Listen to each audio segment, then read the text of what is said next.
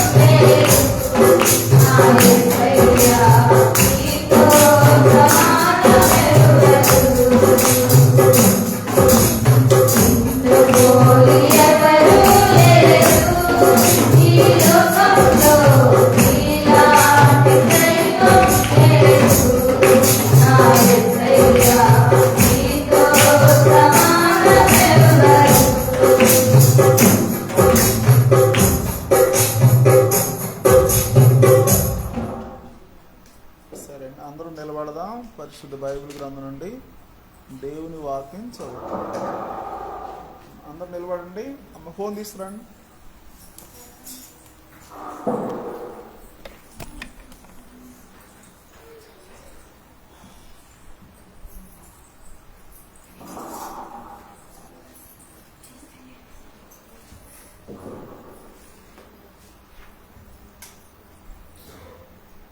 ఈరోజు ఏర్పాటు చేయబడిన పరిశుద్ధ బైబిల్ గ్రంథం నుండి దేవుని వాక్యం 84వ కీర్తన మొదటి నుండి చివరి వచనం వరకు నా మధ్యలో ఉన్నటువంటి సుజాత బైబిల్ పఠనం చదువుతారు. మొదటి నుండి చివరి వరకు.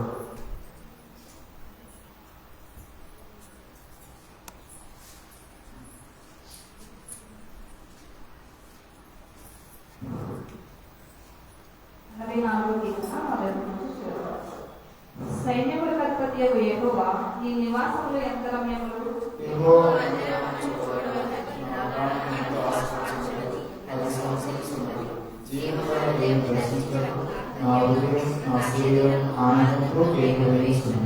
సైన్యములకు అధిపతియగు యెహోవా నా రాజా నా దేవా నీ బలిపాఠములొద్దనే పిచ్చుకలకు నివాసము దొరికెను. పిల్లలు పెట్టుటకు వానకోవెలకు కూటి స్థలము దొరికెను. నీ వలన బలములందు మనుషులు ధన్యులు. యాత్ర చేయు మార్గములు వారికి అతిప్రియములు.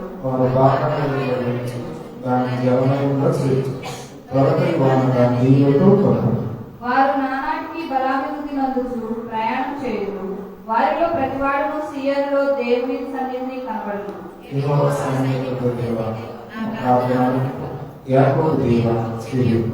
మా దేవా మా కేడమా దృష్టించును. నీవు అభిషేకించు వాని ముఖమును లక్షింపును.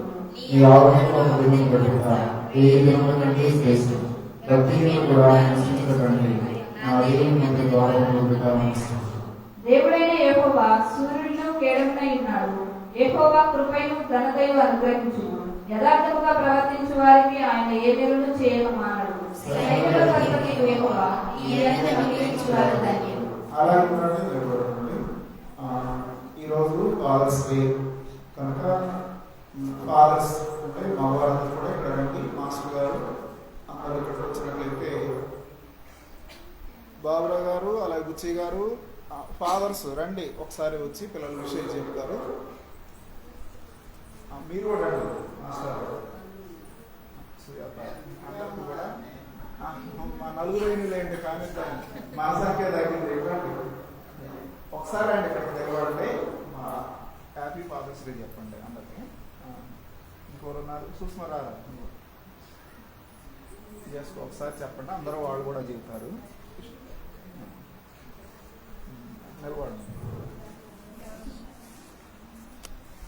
చెప్పమ్మా.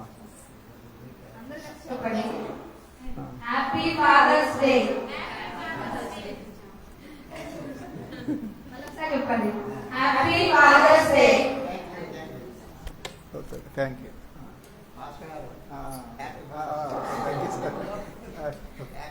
ఓకే ఓకే సరే, అందరూ కూడా కూర్చున్నామండి.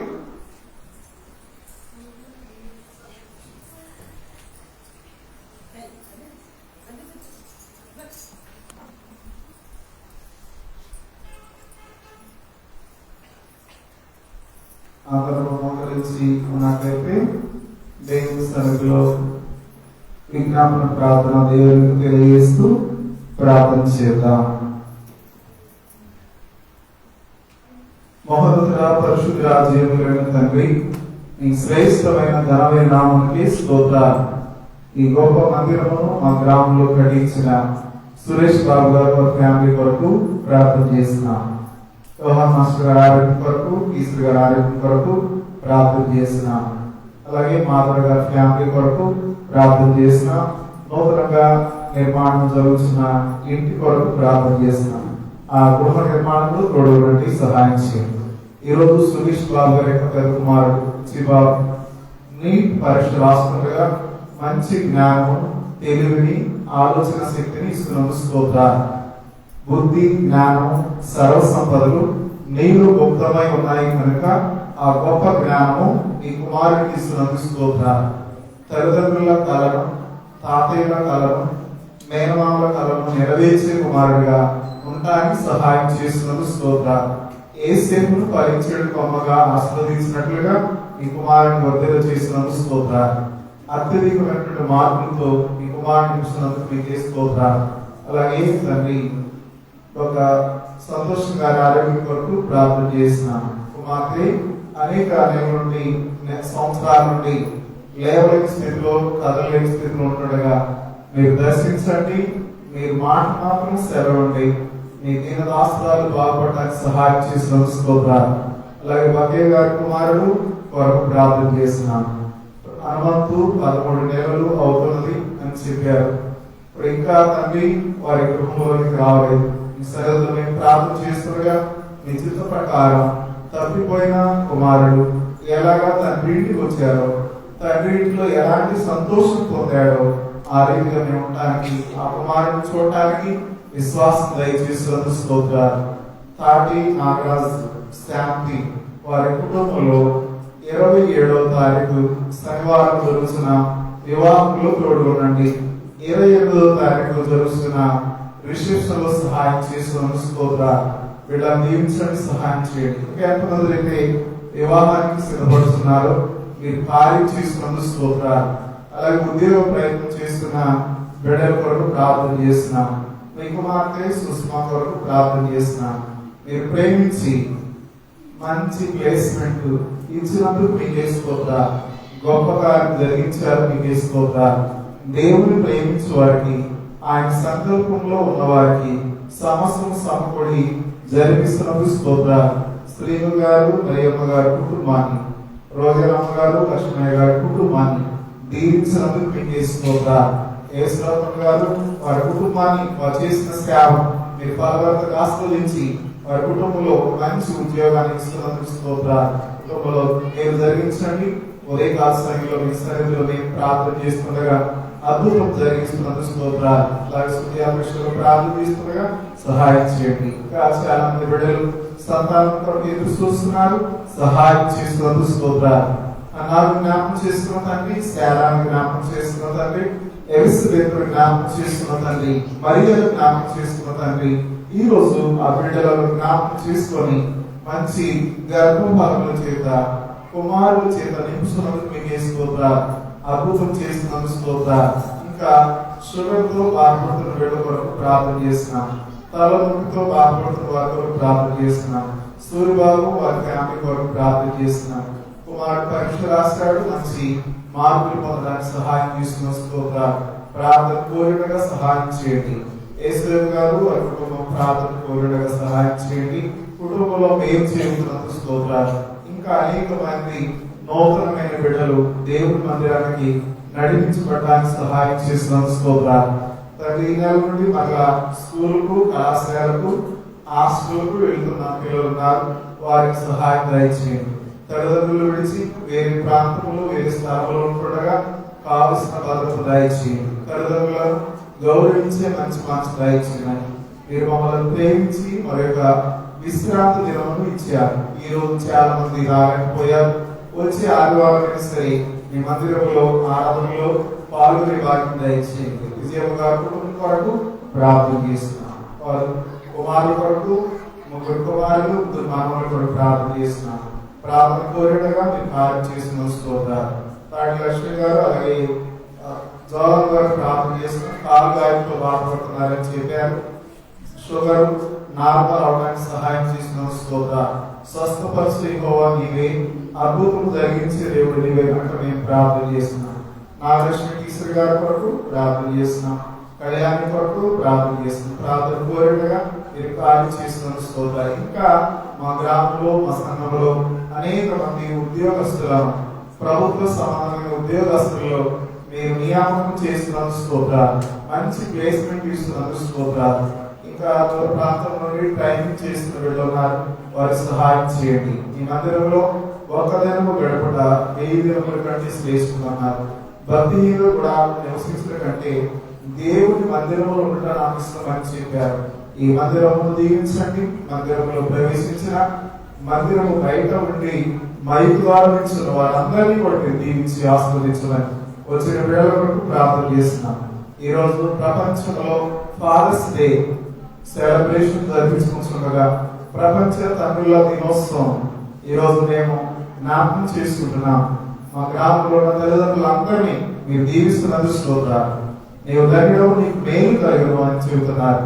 ఆ రీతిగా తల్లిదండ్రులందరినీ కూడా మీరు దీవించమని, ఈ లోకంలో రావడానికి గల కారణం తండ్రి కనుక ఆ తల్లిదండ్రులకు మేము లోబడి మీ సన్నిధిలో మీ మాట ప్రకారం దానికి సహాయం దయచేయమని, వచ్చే ప్రతి బిడ్డ మీరు దీవించి ఆశీర్వదించమని యేసు శక్తి కలిగిన నామమున అడిగి వేడుకుంటున్నాం తండ్రి.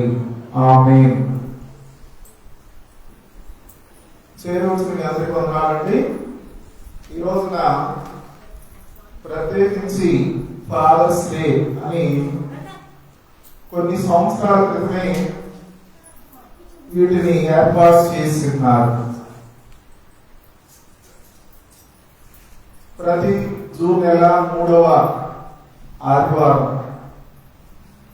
ఏ ఆదివారం వస్తుందో ఆదివారం ఫాదర్స్ డే అని నిర్ణయించడం జరిగింది. ఈరోజు మనము ఈ ఫాదర్స్ డే గురించి కొన్ని వాక్యాల నుండి దేవుడి మాటలు మనం తెలుసుకున్నాం. ముందుగా ప్రేమ, ఆదరణ గుర్తుగా తండ్రి కనిపిస్తున్నారు. ఎంత ప్రేమ అంటే తండ్రి తన ప్రేమను చూపిస్తారు. ఆ తండ్రిని ప్రేమ చూపించినప్పుడు మనము ఆ ప్రేమకు ప్రతిగా ఎలా ఉండాలంటే చూడండి, ఎఫెసీయులకు రాసిన పత్రిక తల్లిదండ్రులు ఏ మార్గంలో మనల్ని బోధిస్తారో ఎఫెసీ పత్రిక 6వ అధ్యాయము 4వ వచనంలో చూస్తే, తండ్రులారా మీ పిల్లలకు కోపం రేపక ప్రభు యొక్క శిక్షలోను బోధలను వారిని పెంచుడి. ఇక్కడ ఎఫెసీ పత్రిక పౌలు రాస్తూ పిల్లలకు ముందుగా చెప్పారు, 1వ వచనంలో తండ్రులకు చెబుతున్నారు. ఆ పిల్లలకు ఏమని చెబుతున్నారంటే, నీవు దీర్ఘాయుష్ కలిగి ఉండాలి, నీవు ఎల్లప్పుడూ మేలు పొందాలి, నీవు ఎప్పుడు దీవించబడాలి అంటే కొన్ని చెప్పారు పౌలు గారు. 2వ వచనం చూడండి, నీకు మేలు కలిగినట్లు నీ తండ్రిని నీ తల్లిని సన్మానించుము, అప్పుడు నీవు భూమి మీద దీర్ఘాయుష్మంతుడు అవ్వదు. చూడండి, బైబిల్ గ్రంథంలో 969 సంవత్సరాలు జీవించిన వ్యక్తి మెతుషెల.